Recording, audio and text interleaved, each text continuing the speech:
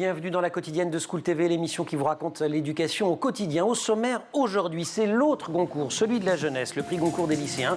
Il a récompensé cette année le roman Beyrouth sur scène, invité du Grand Oral, son auteur, Sabine Goussoub. L'anti-sèche des Maguessel. L'anti-sèche, vous le savez, c'est la façon dont l'actu résonne dans les programmes. Actu anniversaire aujourd'hui, c'est un 13 janvier, il y a 125 ans, qu'est publié un des textes les plus célèbres de l'histoire de France, J'accuse, Émile Zola. On va évidemment parler de l'affaire Dreyfus et des programmes d'histoire.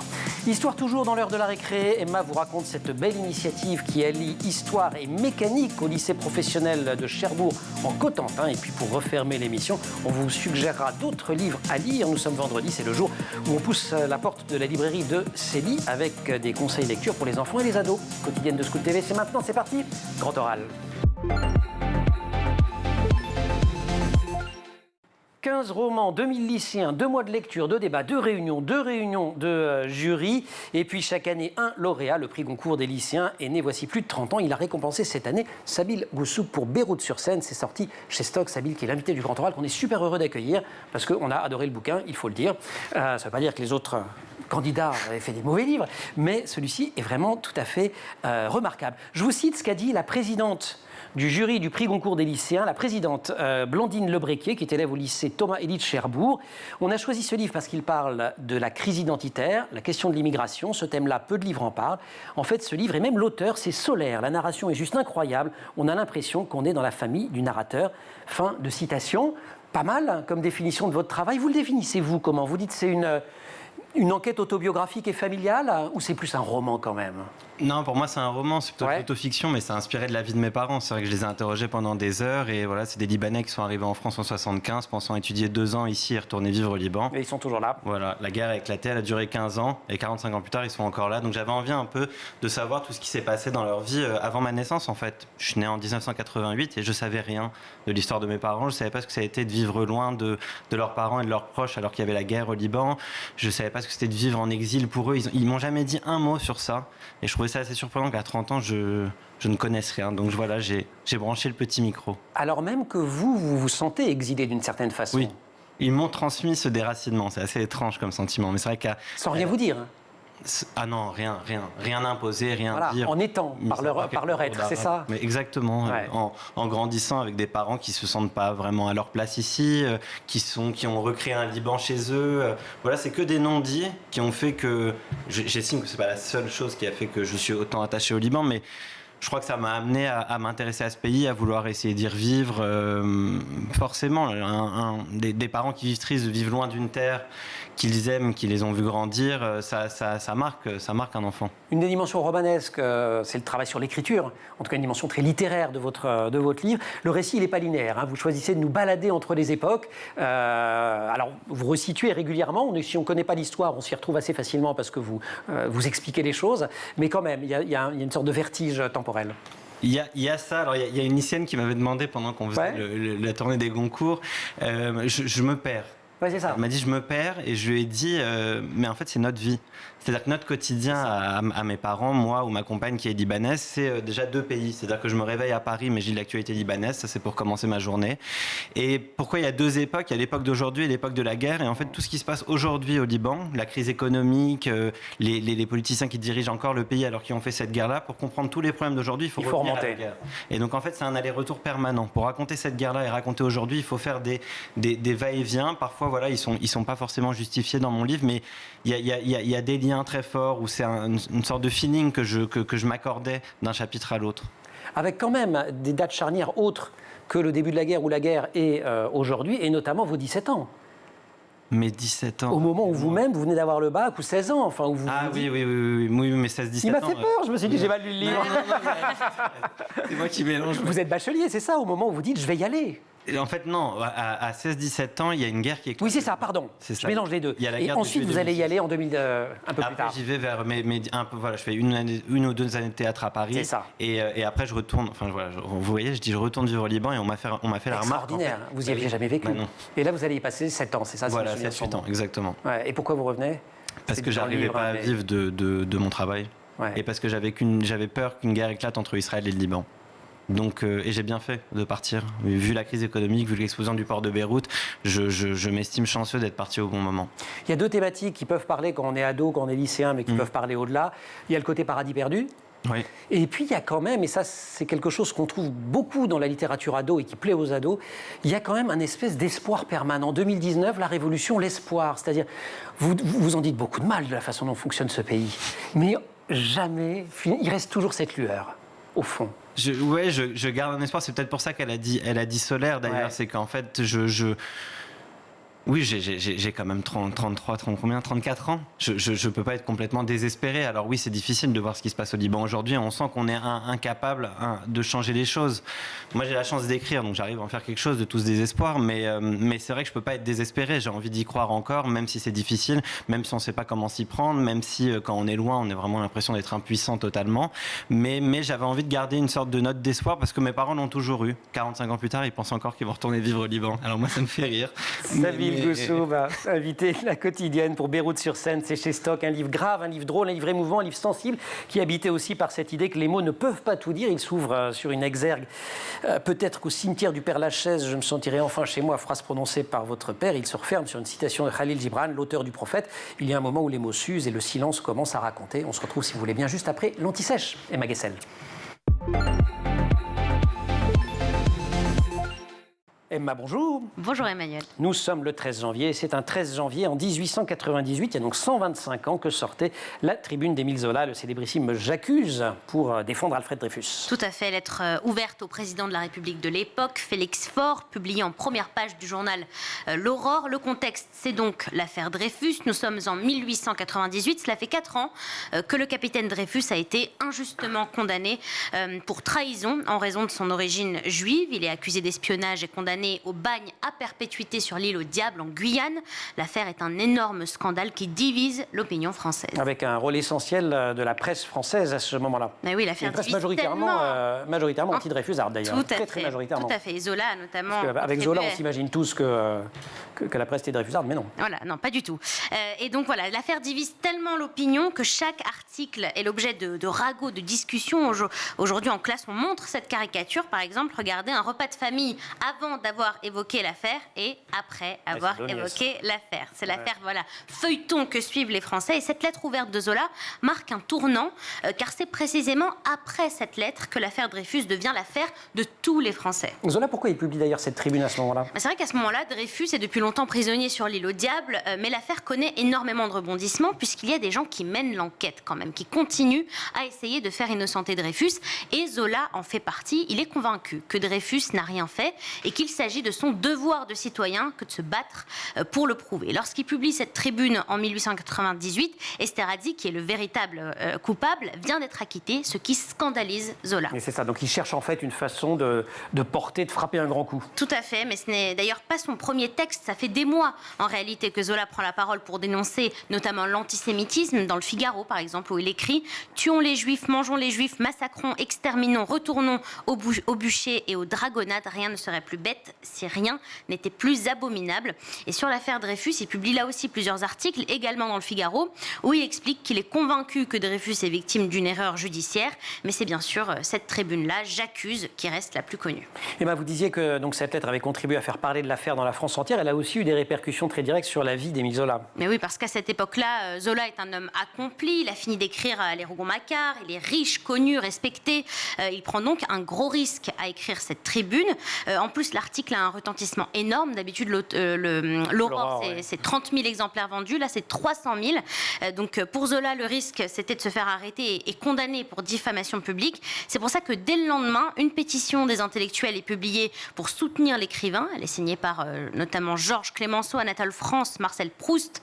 Tous demandent la révision du procès et cet aspect collectif que des intellectuels s'unissent. D'ailleurs, c'est de là que vient le mot. Les intellectuels s'unissent pour une telle cause. C'est tout à fait nouveau dans la France de l'époque. Et oui, on ne l'invente pas à ce moment-là d'ailleurs. C'est a posteriori qu'on s'est dit finalement c'était ça la date de naissance des intellectuels en France après la parution de cette lettre ouverte. De quand se forme Mais oui, Dreyfusard, défenseur des droits de l'homme, de la vérité, anti-Dreyfusard, défenseur de l'armée et du nationalisme. Zola, lui, est condamné à 1 an de prison pour la parution de cette lettre. Il s'exile 1 an en Angleterre. La suite, on la connaît, tout s'accélère et un nouvel élément du dossier prouve que Dreyfus n'est pas vraiment le coupable.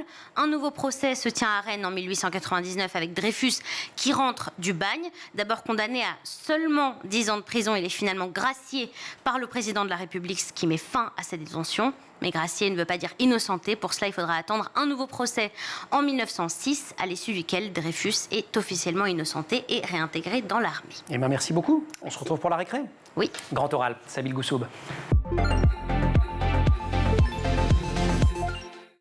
Dans les années 80, me dit mon père, plus de 40 journaux arabes étaient édités à Paris et 30 d'entre eux étaient libanais. Tu peux pas imaginer combien cette ville était devenue arabe et même libanaise. Pour rire, certains l'appelaient Beyrouth-sur-Seine. Fin de citation. Et de cette anecdote qui donne le titre au livre Beyrouth-sur-Seine, le roman qui a gagné cette année le Goncourt des lycéens, qui est signé Sabine Goussoub. Je rebondis juste en un mot parce que ça, c'est les hasards de l'actualité. Emma parlait de l'antisémitisme, de l'affaire Dreyfus. Vous aviez publié un bouquin qui s'appelait Le Nez juif. Oui. Et alors, sur les... qui revenait sur c'était l'histoire d'un arabe qu'on prend pour un juif. Ouais. Ça commençait à se passer en France. C'est une sorte de double que j'avais créé et ensuite je revenais un peu sur la question juive au Liban, sur les traces juives au Liban, parce qu'il y a eu des juifs au Liban. On le sait très peu. Il y en a eu même beaucoup, même après la création de l'État d'Israël. Et donc je reviens sur ce qui reste des traces juives, donc les quelques synagogues plutôt détruites, les quelques cimetières. Mais oui, le nez juif, c'était, ça partait aussi d'un peu de la question antisémite en France. Enfin, on me traitait de sale juif quand j'étais petit. C'est ça, parce qu'on trouvait un physique sémite, quoi. J'avais un nez de juif, apparemment. Si on refait le match de ce prix Goncourt des lycéens, il est au fond assez logique, parce que d'abord, c'est un grand livre sur les rapports aux parents en général et aux pères en particulier. Oui, c'est un livre sur le père. Ma mère a lu le livre dernièrement et elle m'a dit, en fait, tu rends un très bel hommage à ton père. Non, c'est vrai que c'est vraiment c'est un livre qui a inspiré de la vie de mes parents, mais pourquoi c'est très lié au père? C'est que mon père voulait être écrivain, poète, metteur en scène et que la guerre l'en a empêché. Ouais. Donc il est arrivé en France et donc il a dû faire autre chose. Et j'ai l'impression que quand 1000 métiers, y compris des métiers que vous avez découverts en enquêtant.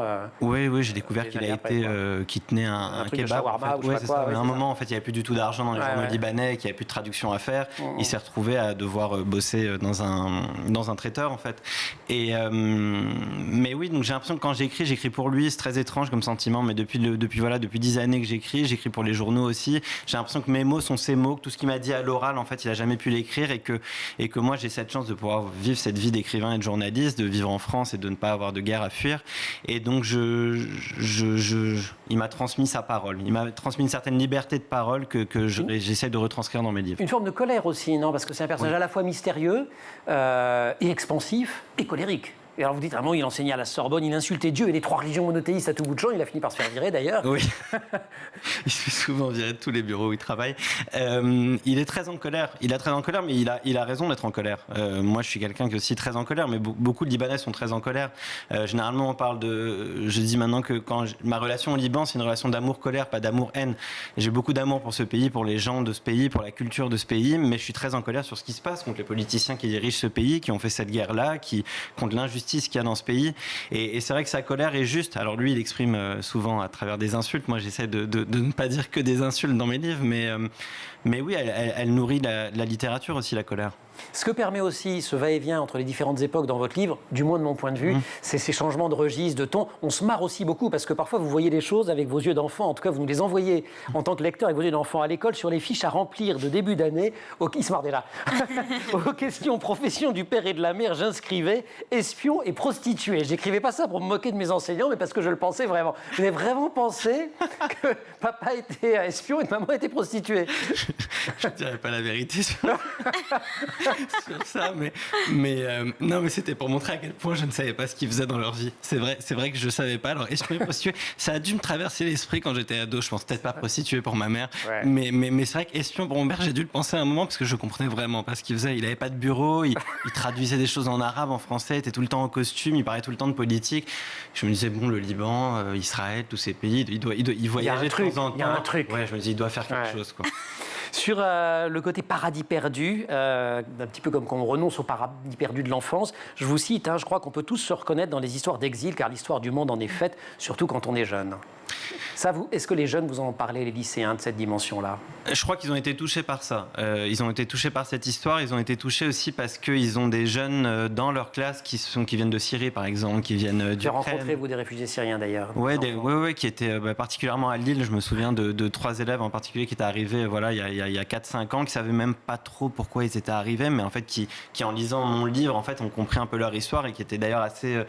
marqué parce que mes parents ne sont jamais retournés vivre au Liban, donc eux à 17-18 ans ils se disent un jour je vais retourner peut-être vivre en Syrie. Tout d'un coup quand ils lisent cette histoire qui s'est déroulée à 45 ans, même guerre civile, ils disent mais c'est peut-être ça notre vie en fait, on va peut-être être resté coincé ici, on ne pourra pas rentrer.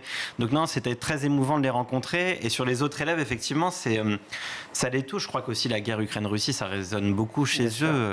Et alors en parlant de la guerre Ukraine-Russie, il y a quelque chose dans le livre aussi sur la façon dont on écrit l'histoire, sur les sources, sur leur croisement. Vous dites notamment l'histoire du Liban, chacun a écrit son histoire de la guerre au Liban. Elles sont toutes différentes. Ça fait réfléchir aussi quand on est lycéen, sur comment on s'informe et sur comment on nous raconte l'histoire. Sur comment on reçoit les informations et qu'est-ce qu'on en fait. Ouais, ça je crois. Alors on n'en a pas parlé, mais c'est vrai que mon livre, c'est moi qui enquête sur la guerre du Liban, et donc moi qui lis des livres, qui interroge des personnes, et tout d'un coup il y a plein de récits qui se contredisent, et moi j'essaie d'avoir un avis, mais pas vraiment, j'essaie juste de comprendre ce qui s'est passé. Et c'est vraiment ce que je leur disais souvent, c'est qu'il faut interroger, il faut toujours interroger. Ce qu'on dit, voilà, exactement. Sabine Goussou pour Beyrouth-sur-Seine, c'est chez Stock, c'est le Goncourt des lycéens. On se retrouve, si vous voulez bien, juste après la récré. Et oui, c'est la récré, Emma. Emma aime les belles histoires, elle en a raconté au moment de Noël, pendant tout le mois de décembre. Ça lui manquait. Mais oui. Une belle histoire. Celle-ci concerne des lycéens du lycée pro de Cherbourg en Cotentin. Tout à fait. Ils se sont lancés dans une aventure un peu spéciale, c'est de rénover une Jeep de la Seconde Guerre mondiale, une Jeep emblématique même. Elle a été assemblée dans l'Ohio, aux États-Unis, en mars 1944, et donc on n'est pas sûr à 100%, mais elle a très probablement participé au débarquement de juin 1944. Et entre 1944 et aujourd'hui? Alors, la voiture a été utilisée pour reconstruire la France après la guerre, pour des travaux agricoles, puis par des pompiers. Et si on le sait, c'est grâce aux traces de peinture. Il y a du vert kaki, ce qui fait référence à une utilisation militaire, mais aussi du jaune pour les travaux agricoles. Oui, voilà, il y a quand même 2-3 petites choses à faire. Et alors, donc la Jeep a été utilisée jusqu'à son dernier souffle dans les années 70. Et puis depuis, elle dormait tranquillement au musée de la Résistance dans le Morbihan. D'accord, et donc le projet, c'est de la retaper intégralement. Tout, la carrosserie, la mécanique, la peinture, vraiment tout. Et pour les élèves, c'est vraiment une opportunité en or, notamment celle de découvrir un système ancien de mécanique, sans parler de la fierté de manipuler une voiture qui a participé à la guerre et qui a donc une empreinte de l'histoire. D'ailleurs, le projet est piloté par leur prof de mécanique, mais aussi par une prof de lettres et d'histoire. Et donc, ils sont en train, en ce moment même, de la rénover. Et ils espèrent pouvoir la présenter cette année. Et le véhicule retournera au musée de la Résistance, où il sera désormais exposé. Super, initiative. Bon courage, les lycéens pro de... C'est génial. J'ai oublié d'où. Cherbourg en Cotentin. Cherbourg en Cotentin. Dans les Côtes-d'Armor. Merci. Le Cotentin dans les Côtes-d'Armor, vous voyez ça comme ça, vous? Non, c'est possible, remarquez. Cherbourg, je sais pas. Bon, d'accord. Bon. Je suis pas très calée. Ouais, je vois ça quand même. Ici, dans le Cotentin, Cherbourg, ça colle. On va réviser. OK, cours de géographie dans la prochaine récré. C'est votre devoir. Sabine Goussou, Beyrouth-sur-Seine.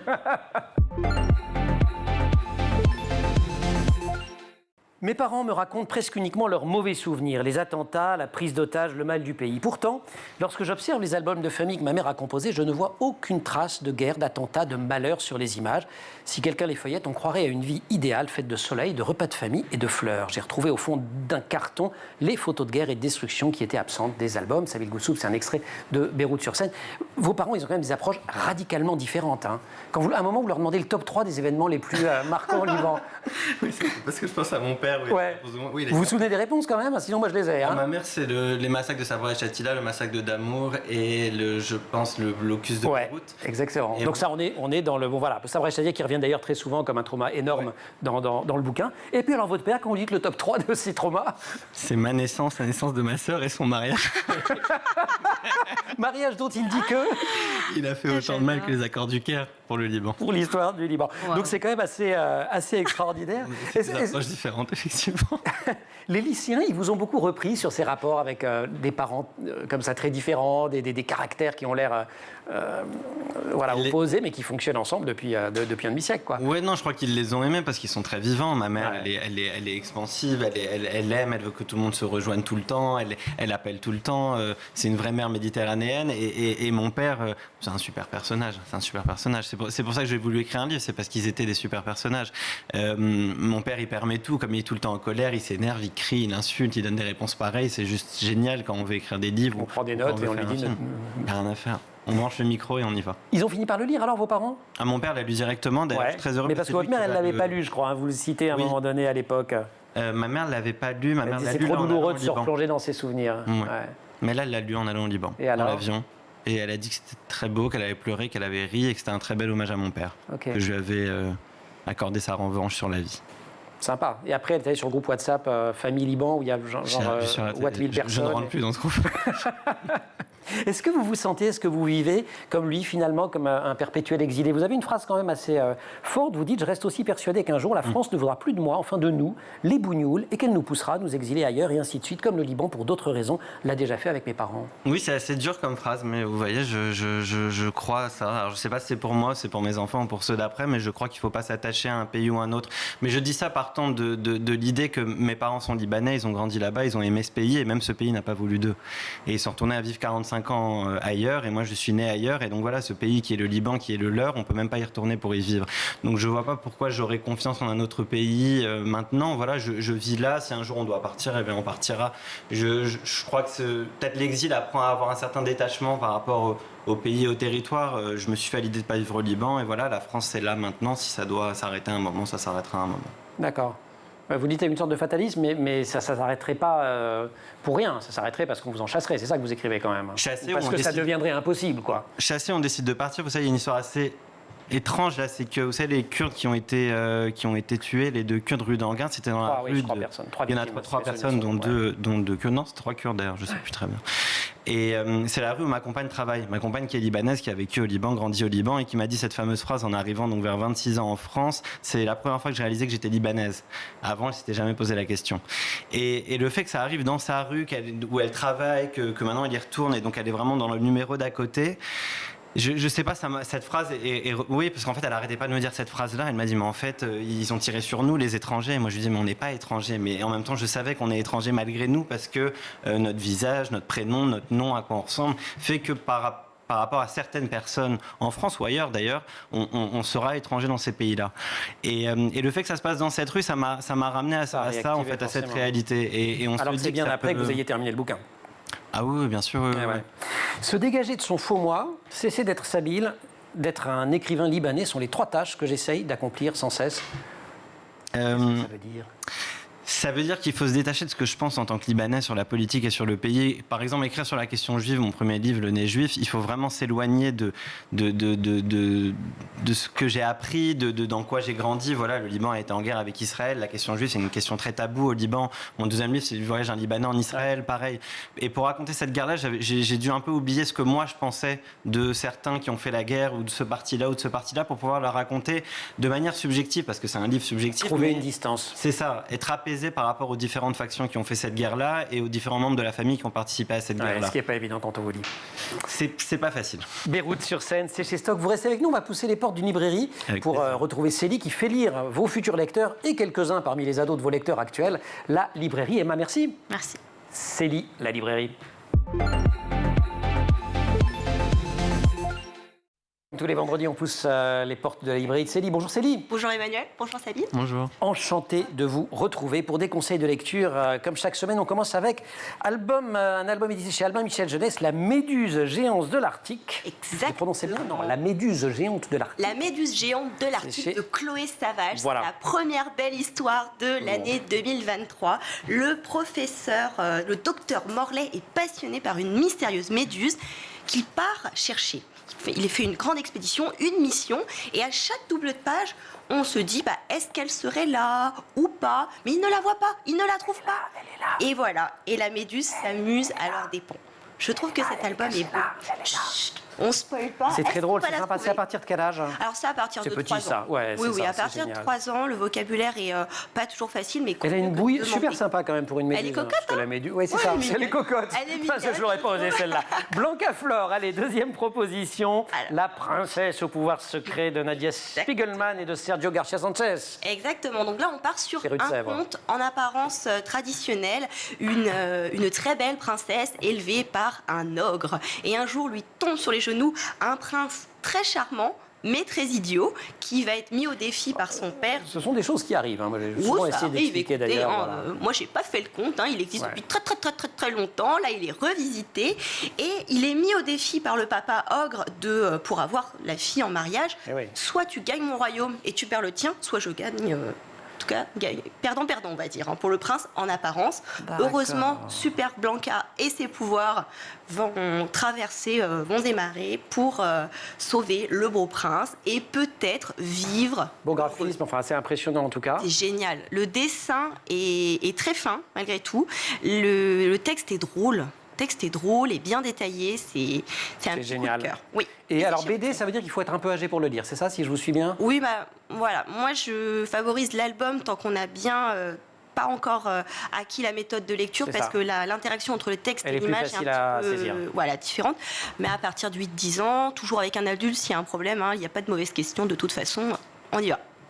Et on termine avec Quand les cochons voleront de Philippe Oui. Nessman et Laura Lyon. Exact. C'est écrit Un tour du monde des expressions chez Oui, Sarbacane. c'est ça. Alors là, vous pouvez ouvrir uniquement les pages que j'ai marquées. Sinon, vous allez tricher.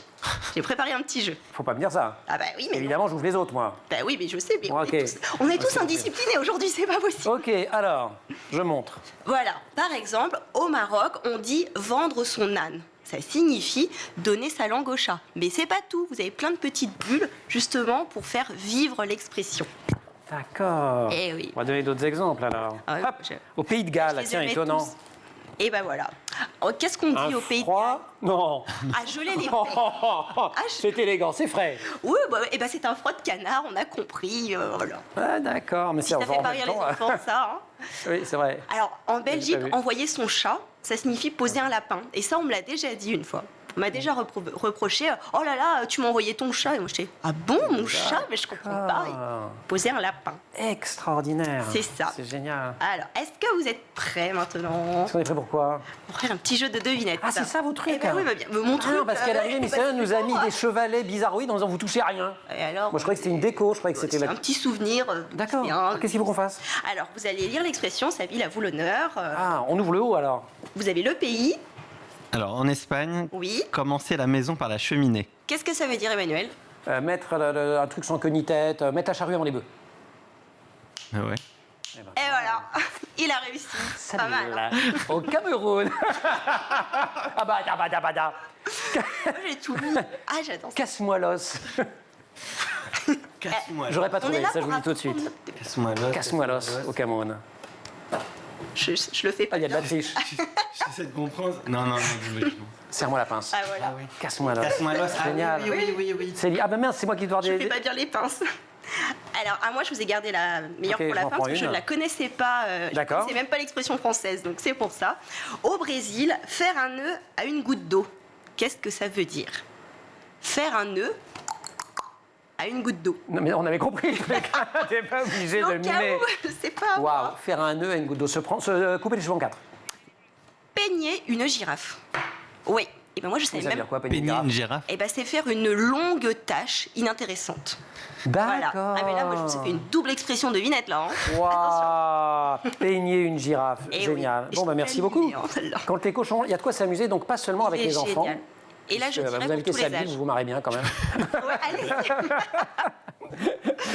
Super, C'est pour merci tous les âges. beaucoup. Beyrouth-sur-Seine, Sabine Goussoub, très très beau livre, prix Goncourt des lycéens 2022, sorti ses stocks. Ça, vous pouvez le conseiller à vos grands lecteurs quand J'ai même. adoré. Vous l'avez? J'ai Ah, bah adoré. en plus, vous avez Oui. adoré. J'ai Bon. j'ai Je vous ri, surprends pas, alors. été ému et pas pleuré quand même. Voilà. Moi, je me permets, mais ça, c'est des coups de cœur complémentaires de ma part autour du Liban. C'est vrai qu'en vous lisant, j'ai pensé à deux choses. J'ai pensé à Allô Chérie, qui est une vidéo sortie il y a quelques années de Daniel Arbide, que vous connaissez aussi, Oui. un court-métrage, que vous pouvez décrire d'ailleurs. Qui se passe dans la voiture de la mère de Daniel et en fait on voit Beyrouth à travers la vitre de la voiture et on entend sa mère converser tout au long. Voilà, et ça raconte plein de choses du Liban, ça replonge dans les rues de Beyrouth et d'une manière, je pense, c'est un de vos grands sujets sur ce que les mots ne peuvent pas dire, mais au fond, cet afflux de mots dit bien des choses, alors qu'il n'y a pas de sens direct à en retirer. Et puis, vous guettez les tournées, parce que malheureusement, c'est terminé, mais vous guettez les tournées du dernier spectacle de Wajdi Mouawad, Racine carrée du verbe être. Ça vient de se terminer, c'était au Théâtre de la Colline à Paris. S'il y a une tournée, allez-y, c'est d'abord un très beau spectacle, et c'est un très beau spectacle sur le Liban, mais j'allais dire comme tous les spectacles de Wajdi Mouawad. Merci beaucoup, vous lisez surtout Sabine Goussou, Beyrouth sur scène. Oui. Merci Célie, on lit tous les bouquins que vous nous avez conseillés. Merci aussi à toute l'équipe, au maquillage Emma Razafin Dralambeau, Marine Plantec à la préparation de l'émission, assistée en régie aujourd'hui par Dylan Coller, Mathieu Sullivan pour le son, Xavier Sanchez pour la réalisation. Vous restez sur School TV, vous nous retrouvez nous en permanence sur Internet et sur les réseaux sociaux.